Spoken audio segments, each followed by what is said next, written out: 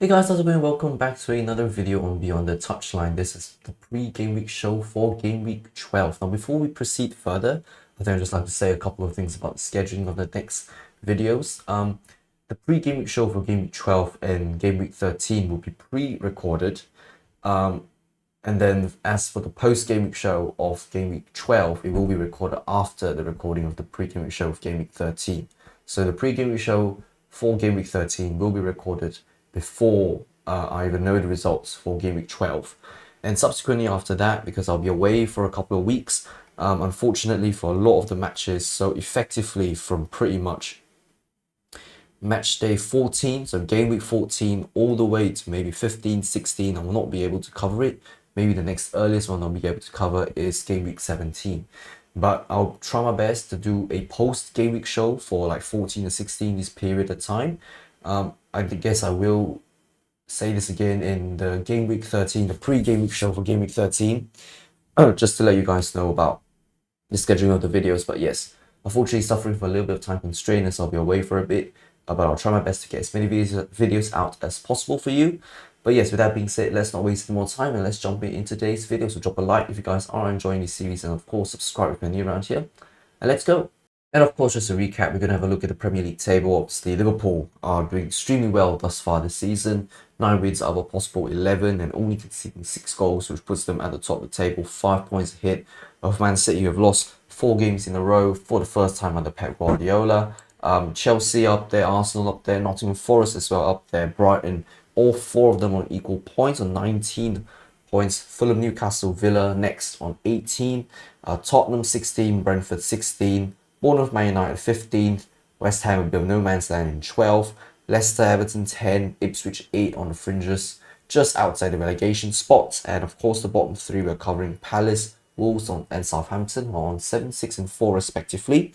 Obviously, just again reiterating what I've said previously in the post-game show for the last game week, I was saying that how, if you look from West Ham or even Man United all the way up to Chelsea, 4 points is the gap between 3rd and 13th. So I think we're probably gonna be expecting this this points gap to shift and to change a little bit, because obviously some teams will play against each other over this game week, and you would see a little bit of a gap from there. But I think just by looking at this, it shows how tight it can be thus far this season, at least after 11 game weeks in. When one team's able to perform well compared to the rest, they could see themselves catapulting up. I mean, look at Nottingham Forest obviously lost their previous game. Had they won that game, they could be up there, fighting, in fact, maybe a point behind City and behind City. Villa, Tottenham, had they won their game as well, they would be really up there as well. Bournemouth, had they won their game, they would be up there as well. So there are a lot of ifs in the situation, but ultimately when we look at this, I think it's a really, really tight season so far, at least in the midfield battle. But we'll see what happens this weekend, and let's jump right into all the game weeks and have a look at them and see what are my predictions. Right, the fixtures for this weekend, starting things off Leicester, Chelsea. Then after that, 5 games will be played concurrently with Fulham, Wolves, Everton, Brentford, Arsenal, Nottingham, Bournemouth, Brighton, and Aston Villa and Palace. After that, the day will be ending with Man City, Tottenham. That will be a very big one. Then the next day will be Southampton, Liverpool, followed by Ipswich and Man United. Before the following day, the weekend will end, game week will end with Newcastle and West Ham. So let's start things off here with Leicester and Chelsea. Obviously Leicester, up and down season for them. First time back in the Premier League. First time of asking, but obviously I think they're still trying to get to grips again with the pressures of the Premier League. They did really well in the Championship again, but ultimately I think the Premier League is obviously a very big step up for them. Do I think Cooper is doing a good job? I think he's doing a reasonably decent job. I don't think it's a really bad job that he's doing. It's just that I think it's expected, isn't it, from Leicester to come in and having to anticipate all this pressure behind them. It's not going to be easy. And as for Chelsea, I think they're doing extremely well. Maybe a little bit of a wobble, you could probably argue, but I think Maresca is doing extremely well. And of course, Maresca facing his former club, Leicester City, this weekend.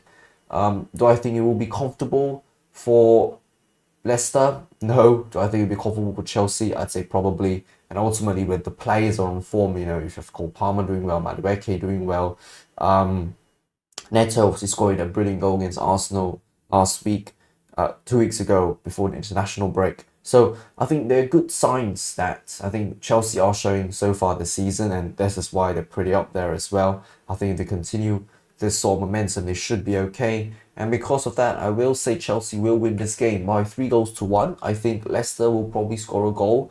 I think Leicester's threat against Man United is somewhat there. I think this time they'll show with a goal, but I think still it will be too much.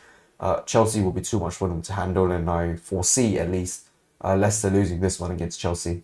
Right, next up, Fulham and Wolves. Obviously, Wolves have just won their first game just before the international break against Southampton, and that has put them up to 6 points, 2 points ahead of Southampton into 19th. Whereas Fulham, they're on a good run of form, 2 games, 3 games unbeaten, 2 wins and a draw. I think it's positive for Fulham. I think Wolves should see some positives as well. Also unbeaten in the last 3 with a win and 2 draws. It's not the end of the world for Wolves just yet. I think there are still things to be fixed, and maybe after this international break we would see an uptick in performance from them. But Fulham, right, Harry Wilson, if you remember correctly, really good 2 games that he's had, and obviously helped Wolves to help Fulham to secure the wins respectively. But I think coming into this game, I think it'll be quite tight between the two teams. I think Fulham still has a little bit of inconsistency to their name. They're not like performing really confidently week in, week out. And I think even when they create chances, they're not necessarily capitalizing on them very easily. And for Wolves, I think maybe they're going to have a little bit of a scare or two in this game, but I doubt that the threat from Fulham is going to be too much for them to handle. As I said, I think Wolves maybe are going to be starting to recuperate a little bit, starting to group together a little bit better. And because of that, I think it would be a tight game, but I could be wrong. I mean, the predictions for a reason. But in my opinion, I believe it will be a 1-1 draw between Fulham and Wolves, which I think is not a bad result for Wolves. Might be a slightly underwhelming result for Fulham, but maybe something might not go well in that game and will cause them to, at the end of the day, have to take this result at Craven Cottage. Right, Everton Brentford next up. This one, I think, obviously Everton, they're the definition of inconsistency for sure. It's really hard to tell what they're doing, and it's always Pickford constantly saving them. Brentford have again a little bit up and down form, but it's not like it's the end of the world for Brentford. But coming into this game against Everton, the confidence, in my opinion, lies towards Brentford's side a little bit more. It could be a tight game, and I foresee it being a slightly tighter game than it should be.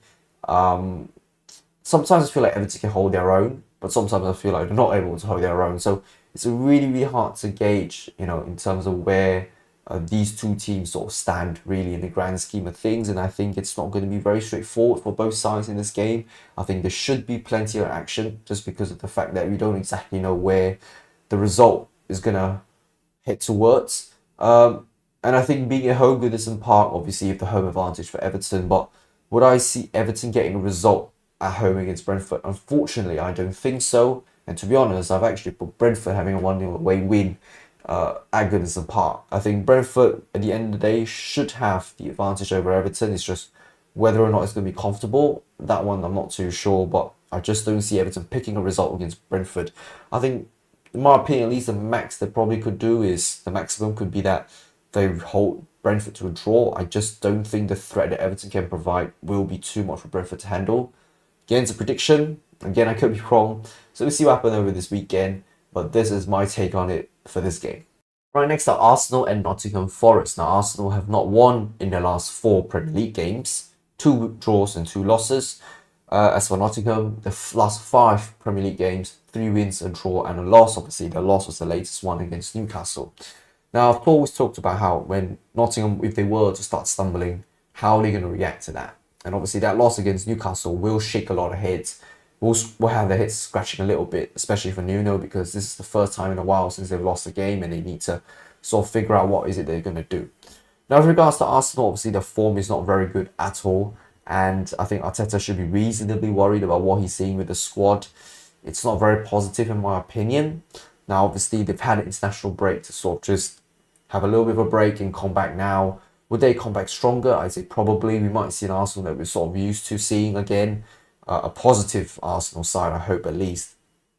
Now, do I think Arsenal are going to win this game against Nottingham? Or at least, do I think Arsenal are going to take the fight against Nottingham? I'd say yes. And I think Arsenal are going to have the upper hand over Nottingham. I think it's got to do with the quality of the squad that Arsenal has. I think they have the advantage over Nottingham.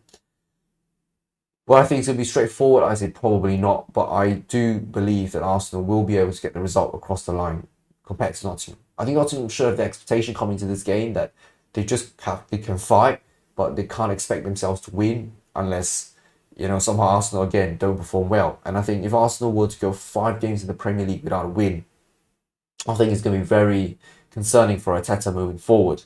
But otherwise, I think Arsenal should get this result over the line. I think it's like a fresh start for Arsenal. Unfortunately, it's not going to be a very positive start from coming back from the international break for Nottingham. But yeah, I just feel that the quality of Arsenal will be the answer to this game at least, and because of that, I think Arsenal are going to beat them 2 goals to 1. I think Nottingham will put up a fight and probably might even score first. That might put Nottingham Forest's confidence up a little bit, but I can see Arsenal fighting back and getting 2 goals to secure the win. But of course, that will mean Nottingham Forest need to dig deep again when they go towards the next game. But I think against Arsenal, it's not very easy to win, but you never know what might happen for this game too. So, but predictions wise, I think Arsenal should get this over the line with a 2 goal to 1 win. Right, Bournemouth and Brighton, obviously, two sides. They are pretty lively, in my opinion, so far in the Premier League this season. Obviously, Bournemouth picking up famous wins against Arsenal and Manchester City. Brighton as well picking up a win against Man City. And to be honest, the Brighton manager, 31 years of age, really doing extremely well here. I don't really know what to say. Emulating the Zerbi, I guess, when the Zerbi just joined the club, and there are a lot of positives to take for Brighton. And as the same with Bournemouth, I mean, the football that both sides are playing are pretty good. They have their own unique style, obviously, but I think it's pretty enjoyable to watch from a third person's point of view, from a neutral fan's perspective. I feel that it's really good from what I'm seeing from both sides, and I think this should be a very intense game as well, in my opinion. I think it will be a game where a lot of action should be seen, a lot of fun should be seen, a lot of ding-dong battles within the midfield battles, having some shots, saves from keepers, defenders really having to take the task a lot more seriously than they should be, working a lot harder.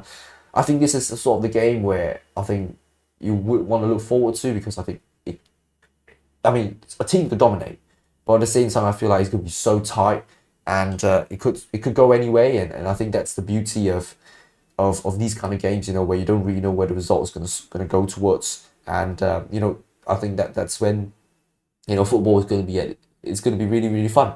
I think a lot of action should be seen in this game, in my opinion, and I think it will be very interesting to see how both teams attack each other and try to get the result over the line. Of course, it's always like the home advantage that Bournemouth has, but the Vitality Stadium. But do I think Bournemouth will get the win against Brighton? No. Do I think Brighton will get the win against Bournemouth? Also no. And because of that, I think it will be a draw. I'm going to put a 2-2 draw. I think it will be a very interesting game. Might be some penalty misses, might be some really big chance being missed, but it's part of football, and I think it should be a lively, entertaining one. But once again, I could be wrong, but this is what I'm going to make out of this game. Right, Villa and Palace, obviously very much struggling Crystal Palace here. Well, I think it could struggle again. I think yes. Do I think Glasner's time is up at Palace? Probably. If he's not able to get results again, that's the concern, right? Ultimately, we want the teams to be able to do well.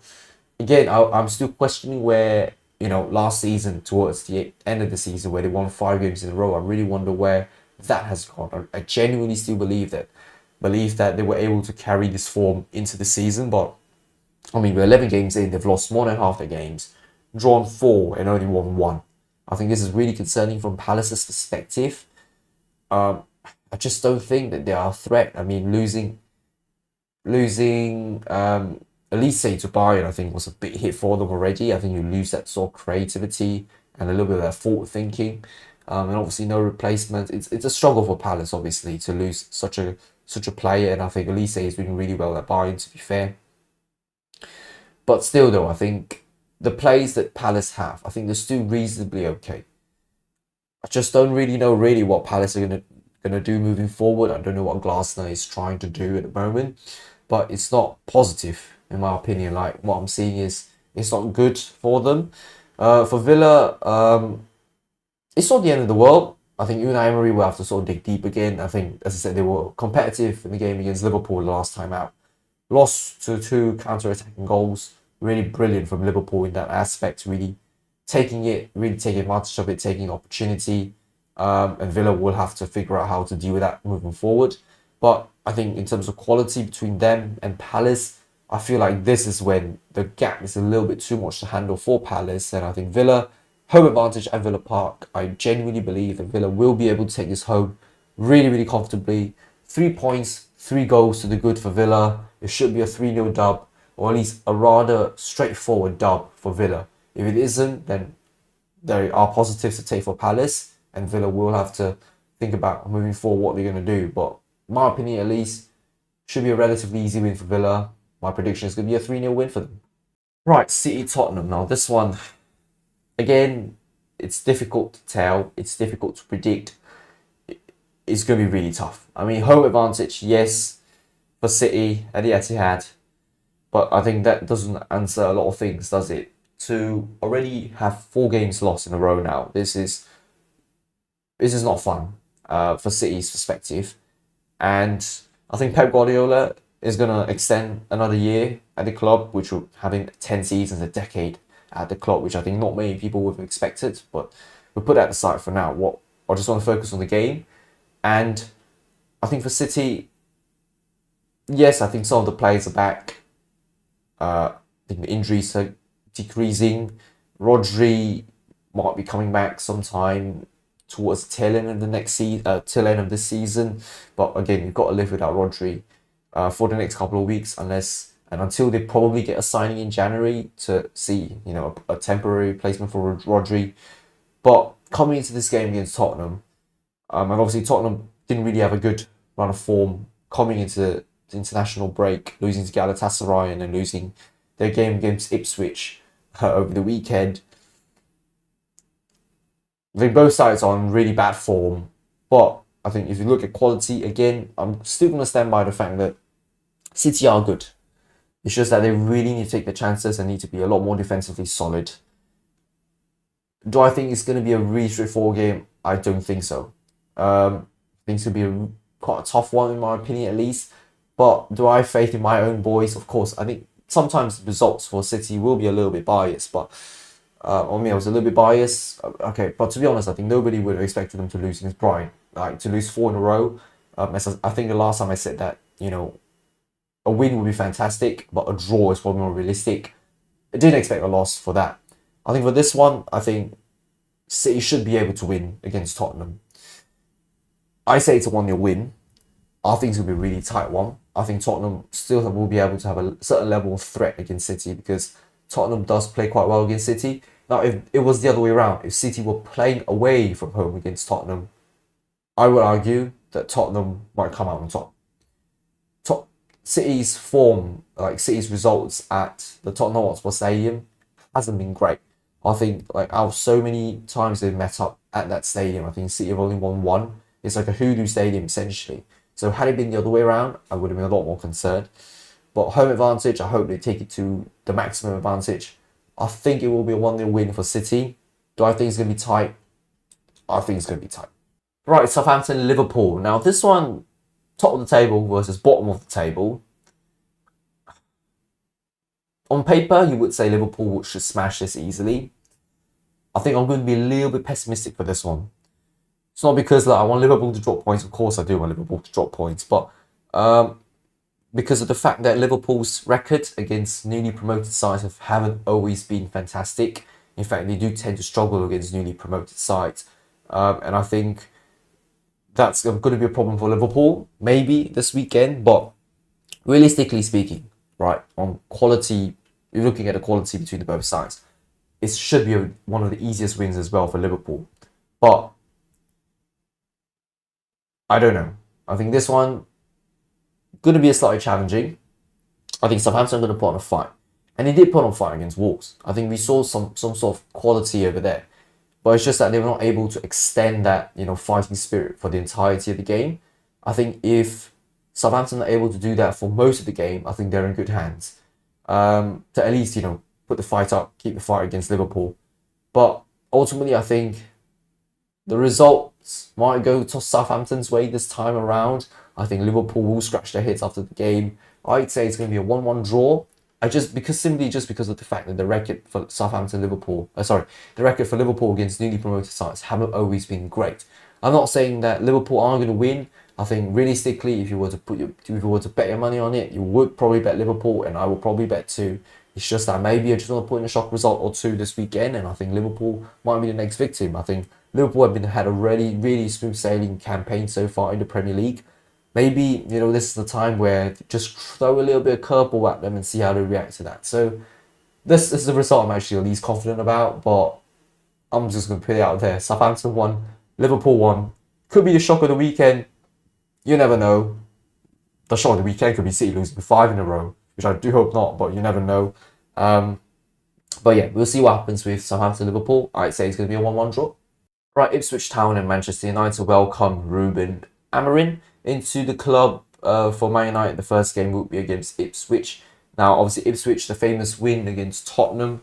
But yeah, I think that was a result where they really fought for it and finally got the result over the line. So congrats to Ipswich on that. Confidence should be high coming into this game. Ipswich are a decent side in my opinion. They may not be a very good side, but as I said, the fighting spirit that Ipswich has is really commendable. They're able to create a certain level of chances. They're able to bring the ball forward. They're able to create. They're able to show some sort of attacking intent in a lot of the games so far this season. Unlucky for them a lot of the times where they just defensively aren't as solid, losing like last minute goals or goals that maybe could have been avoided to a certain extent, or they themselves have lost opportunities in the attacking scene. It's not been a very straightforward season for Ipswich. Like, I feel like them just being a point ahead of Palace doesn't really say the full picture of how I felt like it's been a really commendable season so far for Ipswich. And I think they should be pretty pleased with what they are seeing so far. And I feel like they just need to continue to fight.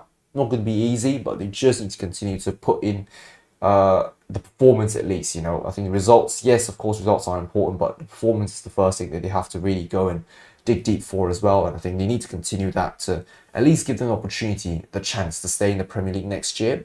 Now, with regards to Man United, obviously new manager coming in, Ruud van Nistelrooy has left the club. It's going to be interesting. I think the first game, obviously Amorim is probably going to try a couple of things or two, or he might just stick back to what Ruud has already created. As I said, the foundation that Ruud has done, I think is relatively decent. Amorim could build on that, obviously start to use his own ways, start to implement what he wants. I think Ipswich is a decent test to start off with. Don't really know what to expect against Ipswich sometimes, but it could be a tough game, it could be a relatively easy game. I think it's a game where it's good for experimenting. I think it would be a very good first game for Amorim to sort of see like how the club is performing at least.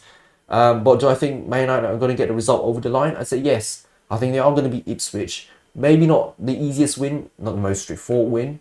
I'll put 2-1. And I think United are probably going to be able to create plenty of chances, but because this is Amorim's first game, it's really hard to tell, really, if it's going to be a very convincing victory or not. It might even be a loss, to be honest, which would really, I think, dampen United fans. The hype of Amorim coming in is very high. A lot of people having a lot of faith in Amorim to take United to the next level, considering how he's done at Sporting. But in my opinion, I think it's still going to be a win for Man United. 2-1 win, might be a tight game. But again, it's first game for Amorim. I don't think the fans should be expecting too much. I think if anything, the fans should give him like support as the game goes by. But unfortunately for Ipswich, will be another defeat for them. But again, I don't think it's the end of the world. They just need to continue to fight over the next couple of games as well and throughout the rest of the season. And just to help them at least stand the best possible chance of staying in the Premier League. But this is my take on it. Manchester United 2, Ipswich 1. And of course, to wrap up this game week, Newcastle West Ham. I don't have any faith in West Ham coming into this game. I think Newcastle the quality of Newcastle, I think, is going to be too much to bear for West Ham. The football that West Ham been playing, I felt, haven't been convincing at all. It's not good at all, and I think, I just don't have any confidence in West Ham coming into this game. Lopetegui, I think, if things don't change internally, whatever is going on, in the trains or whatever or not, he's going to struggle even more.